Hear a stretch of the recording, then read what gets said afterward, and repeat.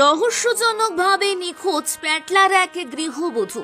কান্নায় ভেঙে পড়েছেন স্বামী সন্তানেরা। ঘটনাটি প্যাটলা গ্রাম পঞ্চায়েতের অন্তর্গত জমিদারের বংশ এলাকার।